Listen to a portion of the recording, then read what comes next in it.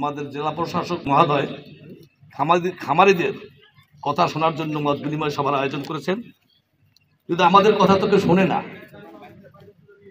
আপনার এই মহান উদ্যোগকে আমরা স্বাগত জানাই, এবং যদি আপনার মাধ্যমে খামারিদের কোনো উপকার হয়, আমার মনে হয় স্বরূপকারী উপজেলা, যেটা আপনিই বলেছেন 1/4 প্রোটিনের যোগান দেয় স্বরূপকারী উপজেলা, সেটি বোধ হয় আপনার উদ্যোগে যদি আমরা সফলতা অর্জন করতে পারি, আমার মনে হয় আমরা অর্ধেক প্রোটিনের যোগান দিতে সক্ষম হব।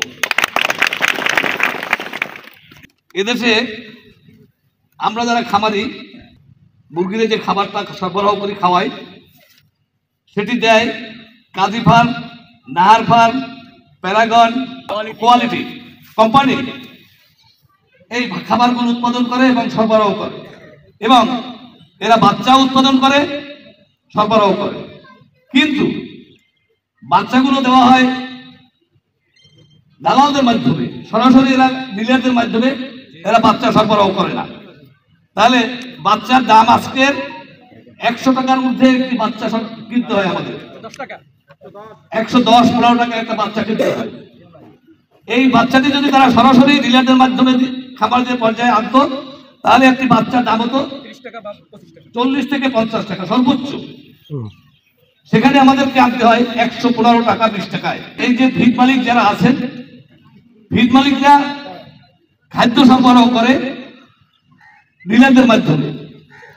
আমাদের কাছে যখন খাদ্য আসে, তখন 50 কেজি খাদ্যের দাম আসে 2800 টাকা, 2800 টাকার ঊর্ধ্বে, বা 2800 টাকার একটু সামান্য হচ্ছে। তাতে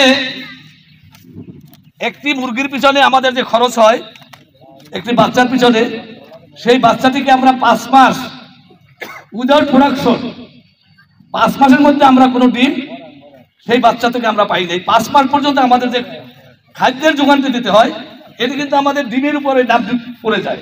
6 মাস লেগে যায় এই বাচ্চাটিকে পূর্ণ প্রোডাকশনে নেওয়ার জন্য।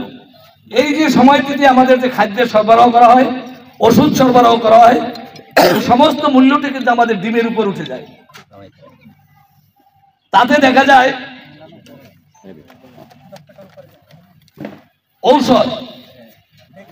ঔষধের যে কি পরিমাণ দাম, এটি আমরা বুঝতে পারি না। ওষুধের দাম যে কি পরিমাণ সেটি বোঝা কিন্তু খুবই কঠিন।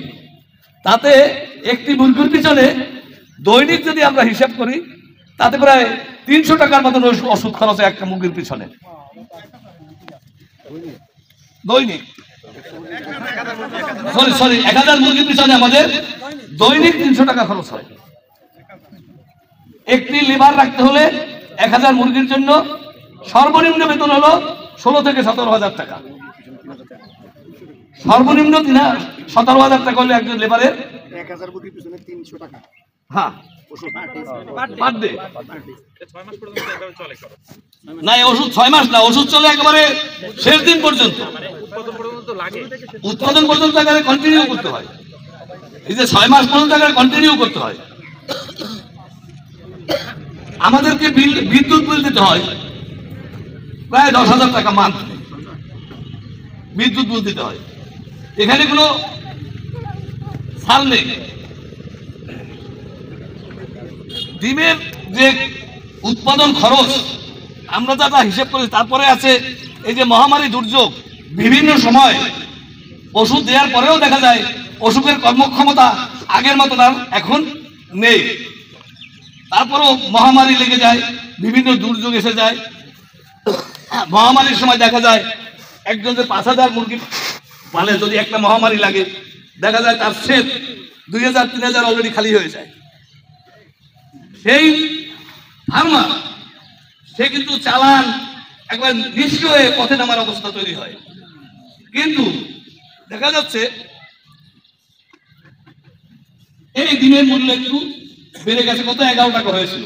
11 টাকা কয় পয়সা জানো? 12 টাকা পর্যন্ত হয়েছিল ডিমের মূল্য। তখন দেখছি আমরা সরকার, ভোক্তা অধিদপ্তর, তারপর মোবাইল কোর্ট বসিয়ে এটি নিয়ন্ত্রণের অনেক চেষ্টা করেছে, বা এখনো বোধহয় চেষ্টা একটু বাড়লেই করবে। আবার বিদেশ থেকে ডিম আমদানি করে। এই দেশের লাভটা হচ্ছে কার?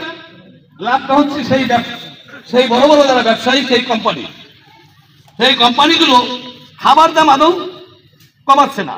আমরা বহুবার কোম্পানির লোকদের সাথে আমরা বসছি, আলোচনা করেছি, ডিলাররা বসছে যে ডিমের সাথে খাবারের যে দাম এটি কোনো সম্পর্কই নেই বললে চলে। 6 মাস পর্যন্ত যে আমরা খাবার খাওয়াই বাচ্চাদেরকে, ডিম উৎপাদন পর্যন্ত, ওই 6 মাসের যে খাবার সেটার দাম হলো 3025 টাকা 50 টাকা 30 টাকা। এই পর্যন্ত আমরা তখন যাই আমরা প্রোডাকশনে গিয়ে আমরা যদি লাভ করতে পারি তাহলে আমরা এর থেকে কিছু আস্তে আস্তে ঘাটতিটা মেকআপ করা যায়। কিন্তু আমরা যেটা হিসাব করে দেখেছি, একটি ডিম উৎপাদনে টোটাল শুরু থেকে উৎপাদনে 10 টাকার ঊর্ধ্বে খরচ পড়ে যায়।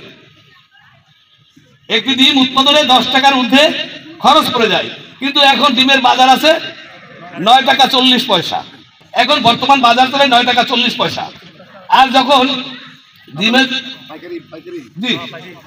পাইকারি আছে 9 টাকা 40 পয়সা, অথচ আমার উৎপাদন, একটা ডিমের উৎপাদন খরচ হয়েছে 10 টাকার ঊর্ধ্বে, 10 টাকা 40 পয়সা হবে স্যার। গভর্নমেন্ট যে মূল্য নির্ধারণ করে, এর আগে একবার করছিল 10.5 টাকা, কিন্তু 10.5 টাকা কিন্তু আমাদের মূলত লভ্যাংশ আদৌ আসে না। 10.5 টাকা যে ধার্য করে তাতে আমাদের আদৌ লভ্যাংশ ফার্মারদের